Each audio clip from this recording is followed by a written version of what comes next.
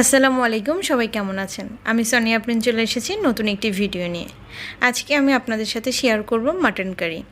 প্রথমে আমি কড়াইটা একটু গরম করে তার মধ্যে পরিমাণ মতো তেল দিয়ে দিয়েছি। এইখানে প্রায় আমি আধা কাপের মতো তেল অ্যাড করেছি, কারণ মাটনে বেশি তেল থাকে না, এর জন্য তেলের পরিমাণটা একটু বেশি দিতে হয়।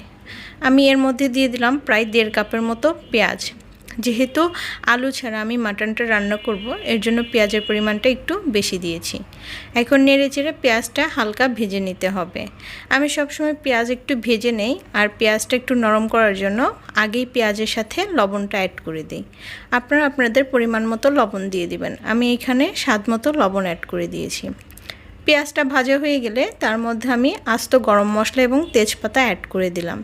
গরম মশলা বলতে এখানে আমি দারচিনি, এলাচ, তেজপাতাটা অ্যাড করেছি। আর দিয়ে দিলাম গরম মশলা বাটা এবং জিরা বাটা।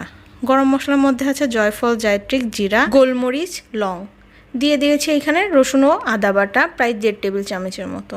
এখন ভালোভাবে মশলাটা একটু নেড়েচেড়ে নিয়ে তার মধ্যে অ্যাড করে দিব ধনিয়ার গুঁড়া, মরিচের গুঁড়া আর হলুদের গুঁড়া। এইখানে আমি মরিচের গুঁড়াটা একটু বেশি পরিমাণে দিয়ে দিয়েছি, একটু ঝালঝাল করব এর জন্য। প্রায় 2 টেবিল চামচের একটু কাছাকাছি বা 1.5 টেবিল চামচের মতো দিয়ে দিয়েছি। দিয়ে দিলাম সামান্য পরিমাণে হলুদ এবং পাটা ধোয়া পানি, যেটা দিয়ে আমি মশলা বেটেছিলাম, সেই পানিটা আমি সবসময় অ্যাড করে রাখি। এখন এটাকে একটু নেড়ে চেড়ে আমি একটু ঢেকে দিব, যেন মশলা এবং পেঁয়াজটা ভালোভাবে কষে যায়। ঢাকনা দেওয়ার ফলে তেলটা খুব তাড়াতাড়ি মশলার মধ্যে বের হয়ে আসবে। প্রায় 4 থেকে 5 মিনিটের মতো আমি লো আঁচে এটাকে ঢেকে রেখেছিলাম। 4 থেকে 5 মিনিট পরে দেখবেন এটা তেল ছেড়ে দিয়েছে। তখন এটার মধ্যে অ্যাড করে দিতে হবে আগে থেকে ধুয়ে রাখা মাটনটা। মাটন কিন্তু ধুতে অনেক বেশি ঝামেলা। মাংসের গায়ের সাথে বেশি পরিমাণে লোম লেগে থাকে, এর জন্য খুব ভালোভাবে পরিষ্কার করে নিতে হয়।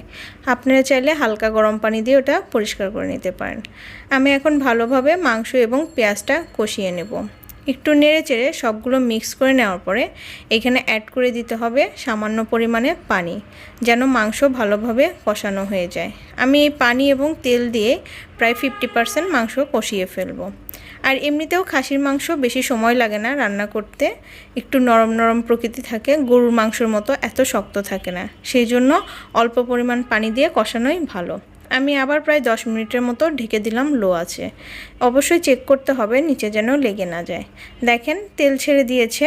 এখন আমি আবার নেড়েচেড়ে এটার মধ্যে অ্যাড করে দিব ফুটন্ত গরম পানি, তাহলে মাংসটা খুব তাড়াতাড়ি সিদ্ধ হয়ে যাবে।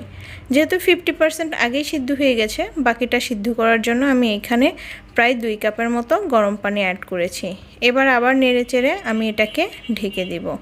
ঢেকে দেওয়ার পর যখন এটা একটু ঘন হয়ে আসবে, চুলাটা অফ করে দিব। মোটামুটি আমার রান্নাটা তখন হয়ে যাবে। আমি এখন আবার এটাকে ঢেকে দিব। পর্যাপ্ত পরিমাণে পানি দিয়ে দিয়েছি, আপনারা আপনাদের পরিমাণ অনুসারে পানি দিয়ে দিবেন। দেখেন 10 মিনিট পর আবার আমি ঢাকনা খুলে দিয়েছি। মাংসটার ফাইনাল লুক এরকমই আমি রাখতে চেয়েছি, সেভাবে রেখে নিয়েছি। আমি কিন্তু ঢাকনা তুলে তুলে বারবার একটু নেড়ে চেড়ে দিয়েছি, যেন নিচ দিয়ে লেগে না যায়।